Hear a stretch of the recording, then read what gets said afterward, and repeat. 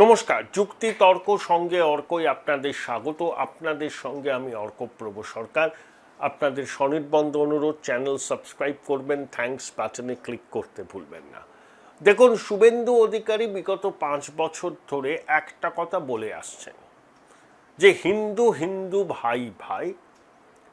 এই পশ্চিমবঙ্গে হিন্দুরা আক্রান্ত, যেভাবে জনবিন্যাসের পরিবর্তন হচ্ছে, আগামী 3 দশক বাদে যে পশ্চিমবঙ্গ হিন্দু বাঙালির হোমল্যান্ড, সেই হিন্দু বাঙালির হোমল্যান্ডেই হিন্দুরা সংখ্যালঘুতে পরিণত হবে।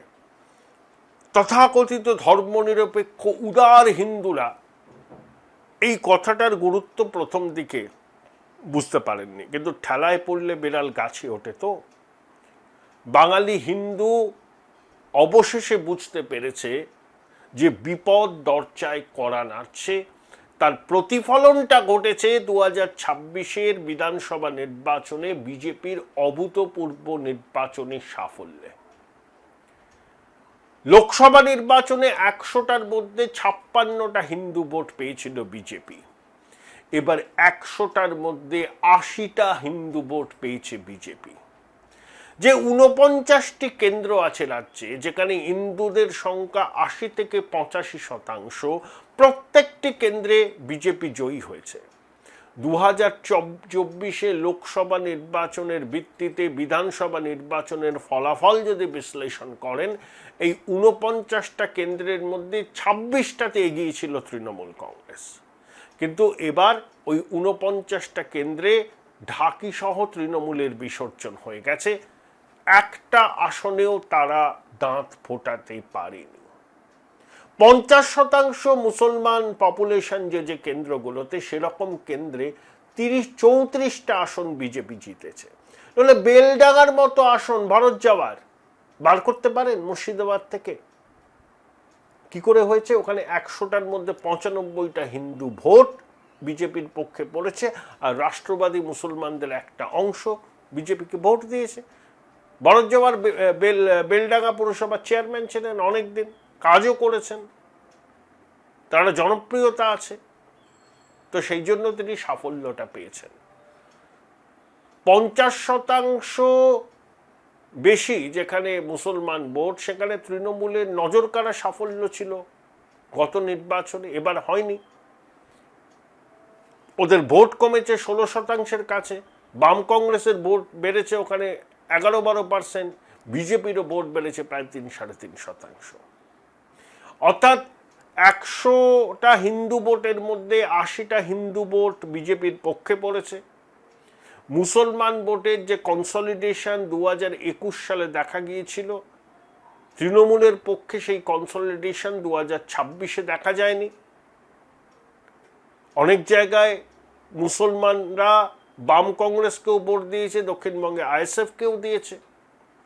সেই জন্য তৃণমূল প্রত্যাশা মতো ফল করতে পারেনি মুর্শিদাবাদে। মালদাতে তারা, আমাদের ধারণা ছিল 2টি আসন পাবে, কিন্তু বেড়েছে, সেখানে কংগ্রেসকে ভোট দেননি সংখ্যালঘুরা। তারা তৃণমূলকেই বেছেছেন বিজেপির প্রতিপক্ষ হিসাবে।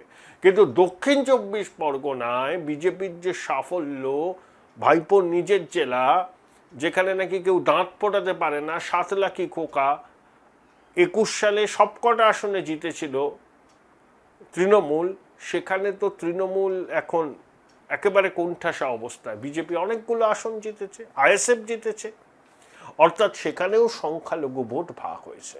আর হিন্দু ভোটের এই কনসলিডেশন ভারতবর্ষের সর্বকালীন রেকর্ড, যার কৃতিত্ব আমি দেব শুভেন্দু অধিকারীকে।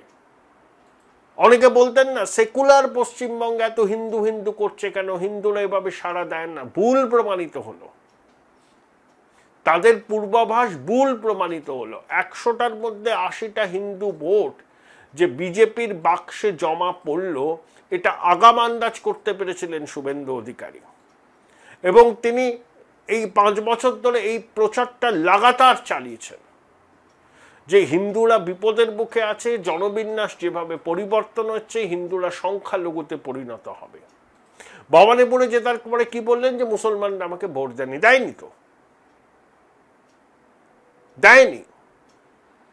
শ্রমিকদার বক্তব্যও কিন্তু এক, শ্রমিকদের বক্তব্য কি ছিল? যে বাঙালি হিন্দু সংখ্যালঘুতে পরিণত হবে, আমরা দেশটাকে বাংলাদেশ হতে দেব না। শ্যামাপ্রসাদ মুখোপাধ্যায় পশ্চিমবঙ্গের জন্ম দিয়েছিলেন, তার কর্মভূমি যেটা হিন্দু বাঙালির হোমল্যান্ড, সেখানে হিন্দু দ্বিতীয় শ্রেণীর নাগরিক হবে না। তিনি বাম, কংগ্রেস সহ অন্যান্য যারা বিজেপি করেন না কিন্তু হিন্দু, তাদেরকে বলেছিলেন যে ধর্মটা রক্ষা করতে হবে। ধর্ম কি? ধৃধাতুযুক্ত অনট প্রত্যয়, ধর্ম রক্ষা করতে হবে। রুটি কাপড়া মাকানের ব্যাপারটা তো চিরকালীন, শাশ্বত।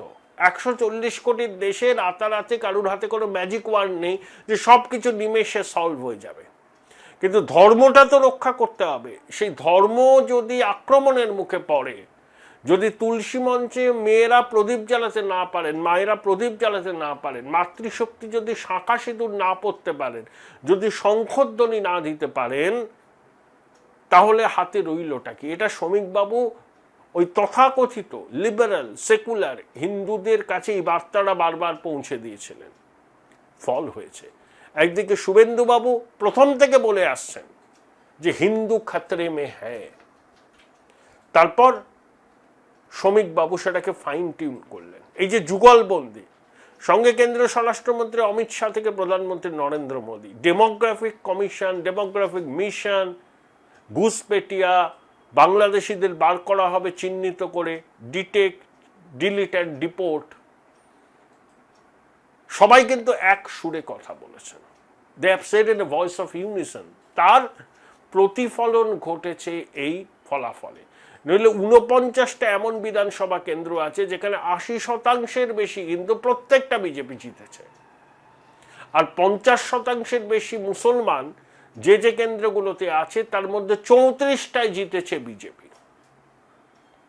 109টা বিধানসভা কেন্দ্র ধরুন, উত্তর 24, দক্ষিণ 24, হুগলি, হাওড়া এবং কলকাতা, তার 63টা জিতেছে এবার বিজেপি, 44টা জিতেছে তৃণমূল, একটাই আইএসএফ। ফলতায় ভোটটা হয়নি। আগের বারে কি ছিল? 9টা না 10টাতে জিতেছিল বিজেপি, বাকি সবই তৃণমূল, একটা আইএসএফ।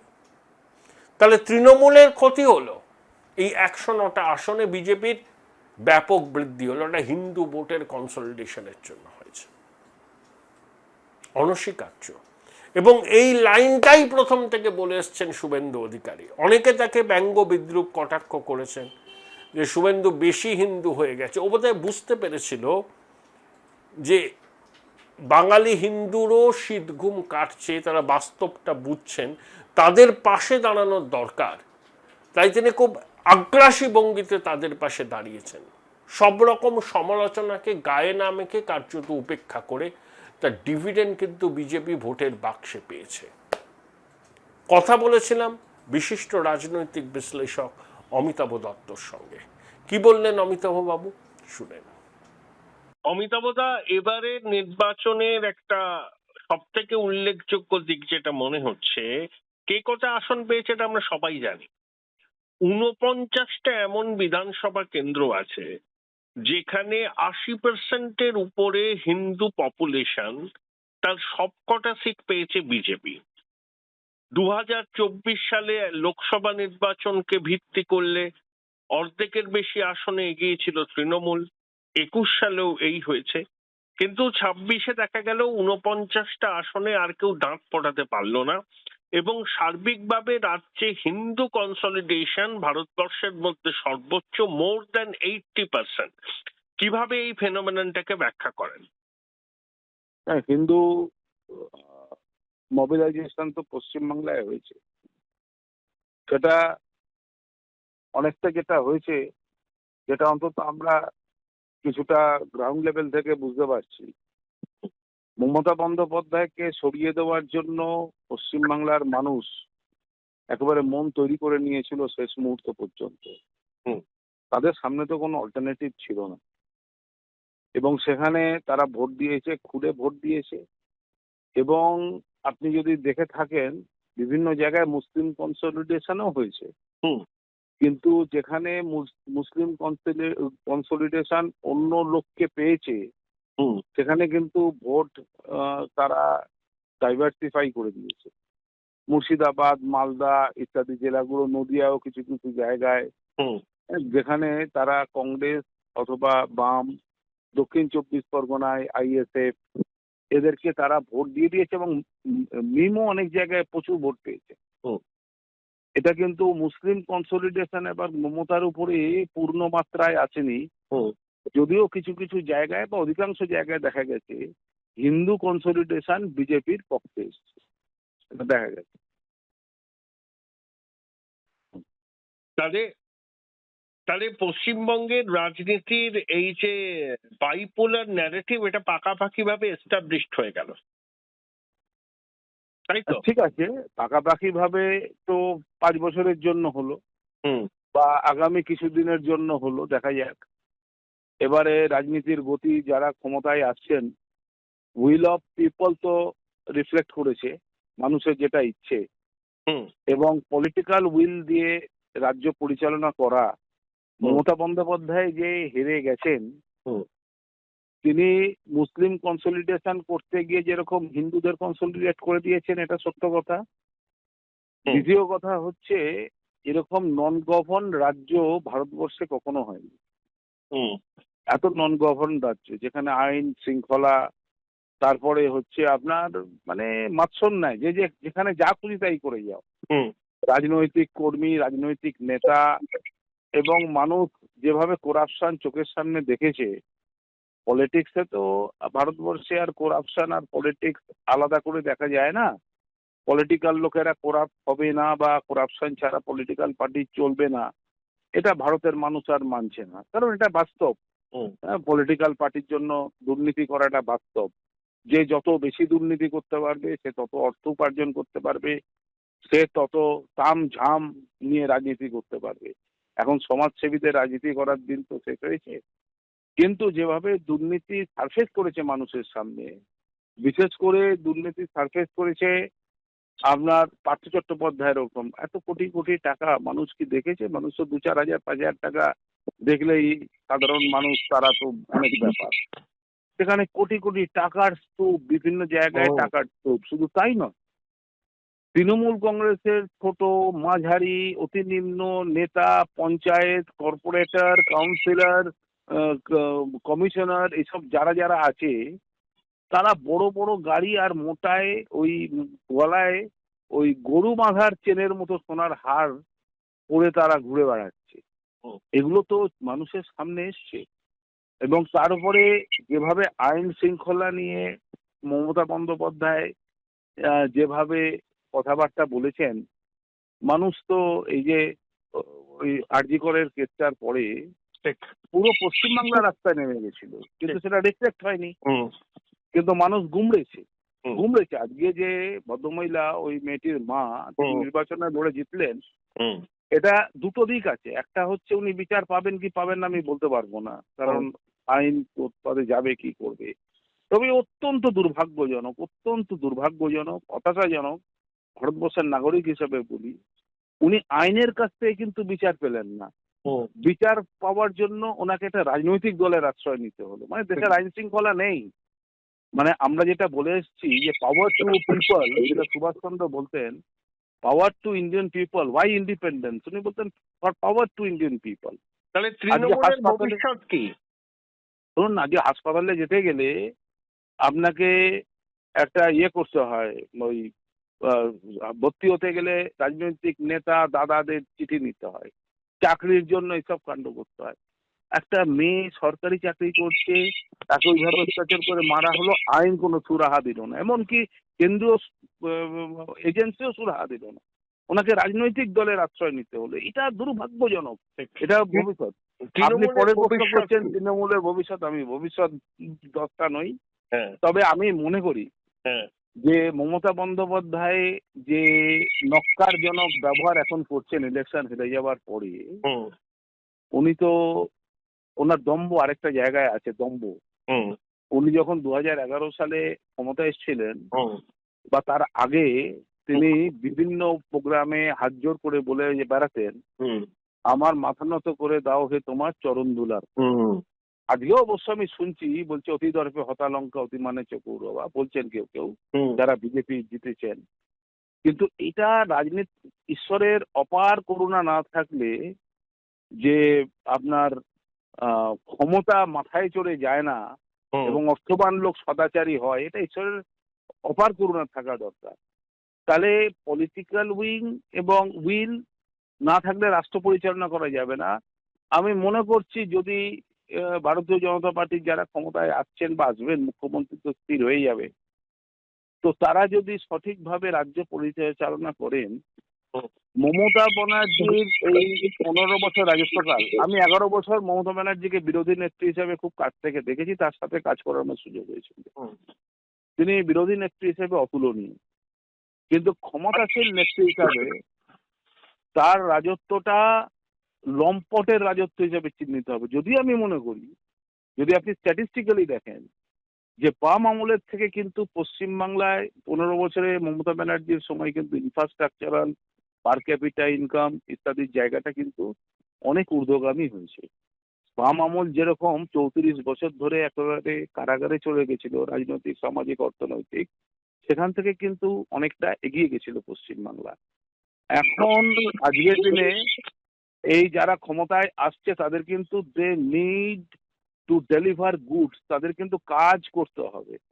এখন আর আজে বাজে কথা বললে চলবে না। তাই জন্য যদি তারা কাজ করে, এই মমতা ব্যানার্জির এই 15 বছরের যে শাসন এবং তার দল, পশ্চিমবাংলার মানুষ দুঃস্বপ্ন হিসাবে তাকে ভুলে যাবে। দুঃস্বপ্ন হিসাবে আমি মনে করছি মমতা ব্যানার্জির রিভার্ট ব্যাক, যেমন ইন্দিরা গান্ধী রিভার্ট ব্যাক করেছিলেন, মমতা ব্যানার্জি রিভার্ট ব্যাক করার কোনো চান্সেস আমি দেখছি না, এই মুহূর্তে দেখছি না। অনেকগুলো কারণ আছে, তার যেরকম বয়স একটা কারণ আছে, সব মিলিয়ে তার দল একটা কারণ আছে, এবং তার উত্তরসূরি ওই যে অভিষেক ব্যানার্জি বসে আছেন যিনি ভাইপো বলে নিন্দিত, সেও একটা কারণ আছে, কারণ মানুষ তাকে সহ্য করতে পারছে না। এটা যতটা মমতা বন্দ্যোপাধ্যায়ের বিরুদ্ধে ক্রোধ, তার শতগুণ বেশি ক্রোধ ওর ভাইপোর বিরুদ্ধে। পার্টির থেকে লোক এবার বলতে আরম্ভ করছে।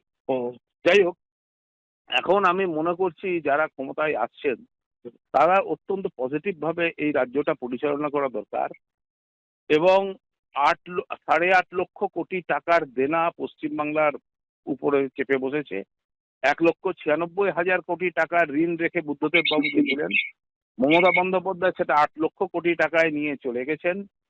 পার ক্যাপিটা ইনকামে বাংলা এখন ভারতের স্ট্যান্ডার্ড থেকে অনেক পিছিয়ে পড়েছে। বাংলার সাথে হয়তো আগামী 2026-27 অর্থবর্ষে উড়িষ্যা বাংলাকে সারপাস করে চলে যাবে, অথবা 25-26-এ অলরেডি চলে গেছে পার capital income. Industrialisation, agriculture, education, ভাবতে হবে, এটাই তো বলতে চাইছেন।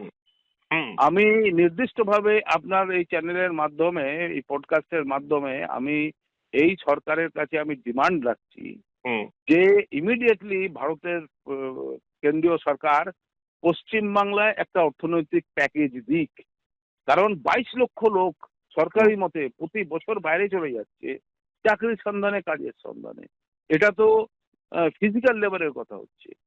পশ্চিমবাংলায় একটা ছেলে মেয়ে পড়াশুনো করতে তারা আর পশ্চিমবাংলায় থাকছে না, তারা চলে যাচ্ছে ভারতের বিভিন্ন জায়গায়। এমনকি যারা পাস করছে ইঞ্জিনিয়ারিং হোক বা ইত্যাদি টেকনিক্যাল আদার্স, তারা চলে যাচ্ছে পশ্চিমবাংলার বাইরে। যেমন ফিজিক্যাল ড্রেন হচ্ছে তেমন ব্রেন ড্রেন হচ্ছে। এই জায়গাটা এই সরকারকে পলিটিক্যাল উইল চাই। এখন যে জায়গায় শুরু হয়েছে, হয়তো আমরা এটাকে ব্যাখ্যা করতে এই মুহূর্তে পারবো না যে এটা হিন্দু কনসলিডেশন হয়েছে, কি অ্যান্টি মমতা ভোট হয়েছে, কি অমিত শাহের জয় হয়েছে, এটা আমি বলতে পারবো না। তবে এটা নিশ্চিতভাবে এটা কিন্তু বাঙালি জাতি একটা রেফারেন্ডাম দিয়েছে, বাঙালি দিয়েছে, এবং এটা দিয়েছে, এবং এটা কিন্তু যদি ভারতীয় জনতা পার্টি কাজে না লাগাতে পারে। আরেকটা কথা আপনাকে আমি বলে দিচ্ছি, বহু বছর বাদে, 50 বছর বাদে, মানে 1977 সালের পর থেকে কেন্দ্র রাজ্য এক দলের সরকার, হ্যাঁ আমি দেখলাম না, এটা এখন তো কনফ্লিক্টেড গভর্নমেন্ট আর নেই। এই বামফ্রন্টের যেরকম জনগণতান্ত্রিক কেন্দ্রীয় চক্রান্ত ইত্যাদি ইত্যাদি চলেছে, কেন্দ্রের সরকার রাজ্যের সরকার একই দলের বা একই জোটের, না তারা এবারে কনসলিডেটেড ভাবে পলিটিক্যাল উইং। দেখুন, যে একটা ঝোলা নিয়ে তোলা উঠাতো সিপিএম, খুব চুপি চুপি উঠাতো, কেউ জানতো না। হুম, এরা তো সিন্ডিকেট রাজ করে তোলা ছাড়া তৃণমূলটা তোলামূল হয়েছিল। হুম, এখন সেই লোক যদি গেরুয়া কাপড় পরে এসে হুম, যদি আবার টাকা তুলতে আরম্ভ করে, হুম, তাহলে তো কিছু করার নেই। রাজনীতির বাধ্যবাধকতা আছে। পাবলিক সাপোর্টে একটি দল রাজনৈতিক ক্ষমতায় আছে, আসার পরেই কিন্তু জনগণ এবং ক্ষমতাসীন পার্টি কিন্তু আমনাসামনি হয়ে যায়। হুম, মানুষ কিন্তু তাকে দেখতে আরম্ভ করে, তাকে জাজ করতে আরম্ভ করে। তখন তার প্রয়োজন হয় ক্ষমতা ধরে রাখার জন্য অর্থ, ম্যান, মানি, মাসল এগুলোকে তাকে মোবিলাইজ করা। সেই জায়গা থেকে বেরিয়ে এসে বিজেপি সরকার যারা এসছেন, তারা তো মানে ধর্ম রাজনীতি ছাড়া ধর্মের কথা বলেন। ধর্মের আকর্ষটা যদি ধরে নিয়ে যে আমার ধর্মটা কি, ধর্ম মানব সেবা, প্রজাহিতায় রাজা, এটা যদি রাজনীতির ধর্ম হয়ে থাকে, সেই ধর্মটা যদি না পালন করে মনে করেন আমরা 5 বছরই থাকবো, কিন্তু যে 5 বছর থাকবো আমরা পশ্চিমবাংলাকে পরিবর্তন করে দিয়ে যাব এবং তৈরি করে নেবো আগামী দিনে যে বাঙালি জাতির রিসারেকশন। যখন 77 সালেও তো বাংলা অনেক এগিয়ে ছিল না, আজকে সেই জায়গায় আমরা পৌঁছতে চাই, এটাই বাঙালি জাতির আর্থিক, থ্যাংক ইউ, আমরা সেই জায়গায় পৌঁছতে চাই। থ্যাংক ইউ, নমস্কার। নমস্কার, নমস্কার, নমস্কার।